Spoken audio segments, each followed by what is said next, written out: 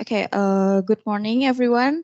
My name is Namira Sani from University College London, and today I'm going to present my project. It's about assessing housing conditions in Indonesia and its association with health and well-being. So, as an introduction, we know that housing is a social determinant of health and well-being, and then in Indonesia itself, housing is actually a complex issue because there are still 35% of Indonesian houses are rated below the adequate housing standard. And then it was also stated by the government that the conditions, the problems is because there's still a lack of understanding regarding good housing conditions, and there's still no incentive regulation to meet the adequate housing standard. Meanwhile, poor housing conditions negatively impact health and well-being. We know that, for example, the overcrowding can cause the infectious disease, such as like the tuberculosis. So, despite of this problem, I found that in Indonesia there's still no comprehensive tool to assess and remediate the housing conditions in Indonesia related to health and well-being.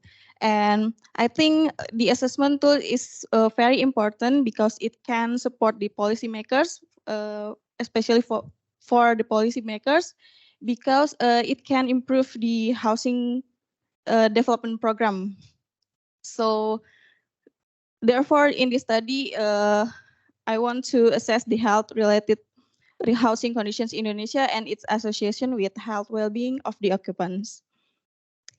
So to conduct the research, the data was collected by online questionnaire survey, and the participants live in the Greater Jakarta regardless their socio-demographic conditions. So why I choose people who live in Greater Jakarta, because it's considering that Greater Jakarta has the highest number of population in Indonesia, but they also have the low occupancy rate. So for the questionnaire, it consists of two measurements, objective measurement and subjective measurement. For the objective, the participants were asked about housing status, about what type of housing that they live, and then also what's their status of ownership, and and then also they were asked about characteristics of the housing quality. And then for the subjective measurement, it the participants were asked about their perception about the housing conditions and also about their satisfaction about their house. And then for the variables, I have five variables that can be indicators of the housing quality. It's about housing density, thermal environment, indoor air quality, hygiene, and lighting environment. And for the health and well-being, it will be asked by this subjective measurement. Okay, so for the data analysis, I use the descriptive analysis for for the description of the housing conditions, and the chi-square test for the investigation of the association from four variables.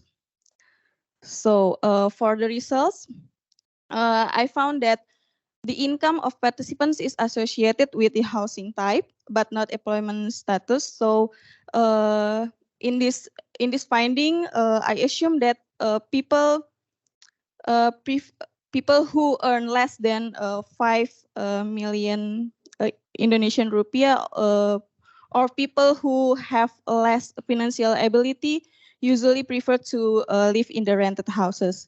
And overcrowding is not an issue in Greater Jakarta because participants were reported that they have enough space for live, and most houses have openable windows and be open in the morning with the duration more than 90 minutes. And the presence of mold was associated with housing age. And for the association between the perspective and the satisfaction, the subjective measurement of housing density is actually not reliable in the study because maybe it might be influenced by the social characteristics, and then duration of opening windows was associated with thermal satisfaction, and housing type and ownership status were associated with thermal lighting and indoor air quality satisfaction. So for the conclusion, this method actually can be used by the policymakers, but maybe the method will have to be developed again to be more applicable. And then most houses in the study were assumed healthy, but I think there's still a limitation from this study because the participants were homogeneous. Therefore, it shows that the most houses is still healthy, and some solutions are needed to have full day ventilation for better thermal environment. I think that's all for me. Thank you for listening.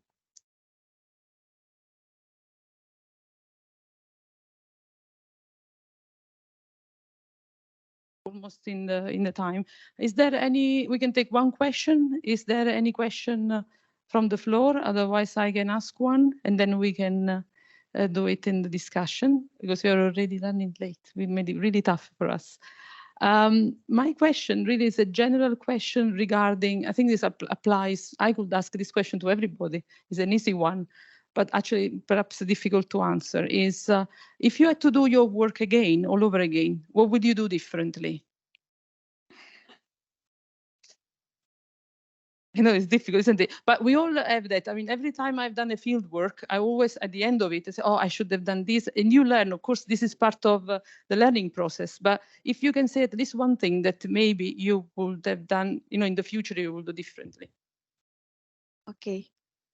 Actually, there are many things that I will improve to this study, but the most important thing is because this study was conducted by online survey, maybe it will be better if I can just like come to the house and then measure with the measuring tools, so it will be more precise than just by using the questionnaire.